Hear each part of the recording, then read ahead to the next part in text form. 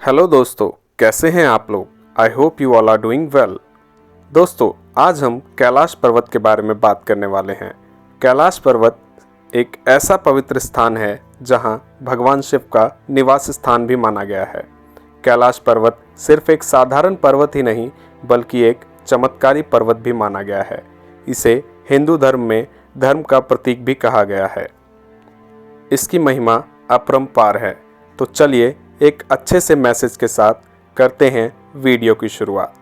Eat clean, make your surroundings green and welcome back to my channel top facts on screen. Bharat में ऐसी कई जगह हैं जहां भगवान शिव के चमत्कार देखने को मिलते हैं, लेकिन ये पर्वत जो खुद में एक चमत्कार है, आज हम इसी के चमत्कारों के बारे में अध्ययन करेंगे। कहते हैं कैलाश पर्वत के शिखर पर अब तक कोई फतह नहीं कर पाया, यानी अब तक इस पर कोई भी नहीं चढ़ पाया है। इस पर्वत का केंद्र भी बहुत ही रहस्यमयी है। यह पर्वत स्थित है तिब्बत में और यहाँ पर एक ऐसा नाम प्रसिद्ध है जो हजारों साल पहले इस पर्वत पर चढ़ा था। दोस्तों, इस वीडियो में मैं आपको कैलाश पर्वत पर फतह करने वाले इकलौते इंसान के साथ साथ कैलाश पर्वत के कुछ अजब रहस्य से अवगत कराऊंगा। सो वीडियो को छोड़कर कहीं मत जाइएगा, लास्ट तक बने रहिएगा। दोस्तों, कैलाश पर्वत 6,638 मीटर ऊंचा ये पर्वत माउंट एवरेस्ट से मात्र 2.2 किलोमीटर ही छोटा है। लेकिन माउंट एवरेस्ट पर अब तक सैकड़ों लोग चढ़ चुके हैं, लेकिन इस लिस्ट में आपको कैलाश पर्वत पर चढ़ने वाले किसी भी व्यक्ति का नाम नहीं मिलेगा। कैलाश पर्वत पर कहते हैं एक सिद्ध और सच्चा इंसान ही चढ़ सकता है, क्योंकि यह पर्वत अपनी महिमा कब और कैसे दिखाता है यह किसी को नहीं पता होता है। इस पर्वत का काफ़ी महत्व है।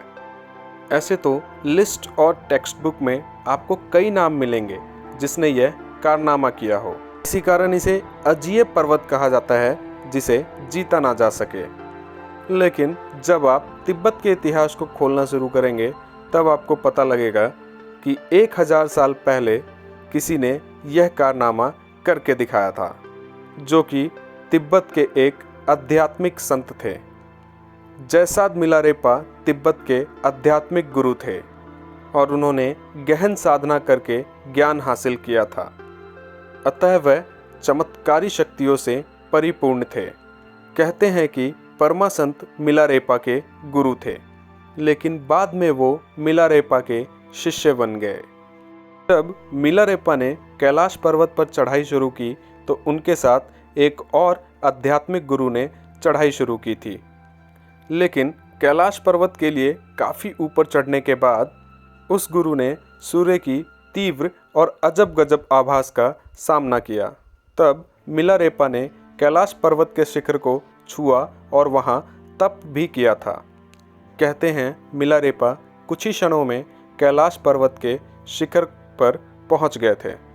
इसके बाद वह विश्व में बहुत ज़्यादा प्रसिद्ध हो गए। उनकी कहानियों से यही पता लगता है कि पारलौकिक ज्ञान रखने वाले शख्स कैलाश पर्वत पर बहुत ही जल्दी पहुंच सकता है, जो इस आयाम से भी बाहर देख सकता है। पूरे कलयुग में यही एक वाक्य है जिसमें किसी ने कैलाश पर्वत के शिखर को छुआ हो। मौसम की भविष्यवाणी नहीं कर पाना इसे एक अजेय पर्वत बना देता है। वैज्ञानिक इसके केंद्र से आ रहे रेडियो एक्टिविटी का पता अब तक नहीं लगा पाए हैं। आखिर इस पर्वत के पीछे वो क्या रहस्य है जो हर किसी को इस पर चढ़ने से रोकता है। आखिर कैसे मिला मिलारेपा को वो ज्ञान जिसके कारण कुछ ही क्षणों में वो इस विशाल कैलाश पर्वत पर चढ़ गए। महादेव को आदि योगी कहा जाता है, यानी उन्होंने सबसे पहले ध्यान और योग साधना को सिखाया। वही ध्यान का ज्ञान मिलारेपा ने भी पाया। इसी ज्ञान से इस पर्वत पर आसानी से पहुंचा जा सकता है, जिस पर आधुनिक तकनीक से पहुंचा नहीं जा सकता। दोस्तों, आप शायद कैलाश पर्वत पर स्थित कई स्थानों के बारे में नहीं जानते होंगे, जैसे यम द्वार जहां कोई नहीं रुक सकता, और राक्षस ताल जैसे कई रहस्यमयी जगह है इस कैलाश पर्वत पर अपना पैर पसारे हुए, जिसका ज्ञान वैज्ञानिकों को भी नहीं हो पाया है। इस अजूबे पर्वत की कहानी का अंदाज़ा आज तक कोई भी नहीं लगा पाया है। ज़्यादातर लोगों का मानना है कि कैलाश पर्वत एक पिरामिड जैसा दिखता है और कैलाश पर्वत के अंदर एक पूरा का पूरा शहर स्थित है। दोस्तों, कैलाश पर्वत तिब्बत में स्थित एक पर्वत श्रृंखला है और इसे हिंदू सनातन धर्म में बहुत ही पवित्र माना गया है। और यह कैलाश पर्वत समुद्र तल से 22,068 फीट ऊंचा है। इसके पश्चिम और दक्षिण में मानसरोवर और राक्षस झीलें हैं। मानसरोवर झील का आकार एक सूर्य की तरह है और इस झील को झील सागर भी कहा जाता है। इस सागर में भगवान विष्णु और माँ लक्ष्मी शेषनाग पर बैठे हुए पूरे संसार को संचालित करते हैं। राक्षस झील का आकार एक चंद्रमा की तरह है। साथ ही मानसरोवर झील सकारात्मक चीज़ों को बताता है और राक्षस झील नकारात्मक चीज़ों को बताता है। यहाँ से कई ऐसे महत्वपूर्ण नदियाँ निकलती हैं जैसे ब्रह्मपुत्र, सिंधु, सतलुज और घाघरा आदि। कैलाश पर्वत अपने रहस्य और आकार की वजह से ही प्रसिद्ध है। कैलाश पर्वत का आकार चौमुखी है, जो कि दिशा दिखाने वाले कंपास की तरह लगता है। कैलाश पर्वत को विश्व का केंद्र भी माना गया है, जहाँ पर दिशा सूचक यानी दिशा दिखाने वाला कंपास भी काम नहीं करता है। लोगों का मानना है कि कैलाश पर्वत पर अलौकिक शक्तियाँ हैं। वैज्ञानिकों की माने तो कैलाश पर्वत एक खोखला पिरामिड है और यह पहाड़ मानव की उत्पत्ति होने से पहले है। साथ ही इस पर्वत के अंदर एक उन्नत सभ्यता है जो पर्वत के मौसम को कंट्रोल करता है। साथ ही ये अपने आप को संचालित भी करता है। और तो और लोगों का मानना है कि इस कैलाश पर्वत पर एक येती मानव रहता है, जिसको लोग अलग अलग नाम से जानते हैं, जैसे येती मानव, आदि मानव और हिम मानव। ये बहुत ही खतरनाक जानवर होते हैं। वैज्ञानिकों का मानना है कि आज भी ये येती मानव मौजूद हैं।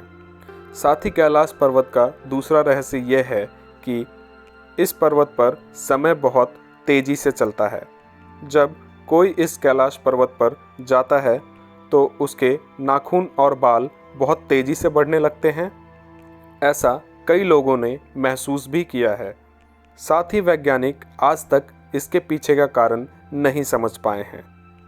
जब मिलारेप्पा ने कैलाश पर्वत पर चढ़ाई शुरू की तो उनके साथ एक और आध्यात्मिक गुरु ने चढ़ाई शुरू की थी।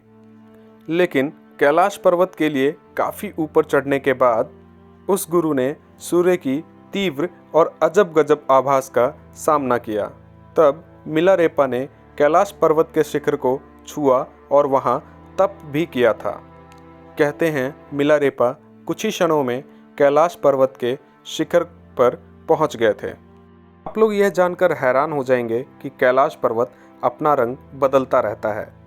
यह रंग सूर्य के चलते हुए बदलता है। इसका रंग कभी दूधिया, कभी गोल्डन, कभी सफ़ेद तो कभी नीला होता है।